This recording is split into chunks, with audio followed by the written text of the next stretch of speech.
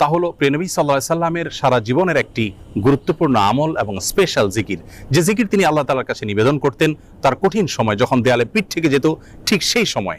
আর সেই জিকিরটি হলো লা ইলাহা ইল্লাল্লাহুল আযীমুল হালিম, লা ইলাহা ইল্লাল্লাহু রাব্বুল আরশিল আযীম, লা ইলাহা ইল্লাল্লাহু রাব্বুস সামাওয়াতি ওয়া রাব্বুল আরদ ওয়া রাব্বুল আরশিল কারীম।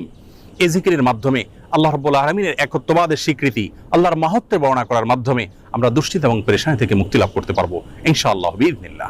তৃতীয়ত, যে আমলের মাধ্যমে আমাদের বিপদ আপদ এবং কঠিনতম সময়ে আল্লাহ তাআলার আশ্রয় প্রার্থনা করতে পারি, দুশ্চিন্তা থেকে মুক্তি লাভ করতে পারি, সে দোয়াটি প্রিয় নবী সাল্লাল্লাহু আলাইহি সাল্লাম সারা জীবন নিয়মিত পাঠ করতেন।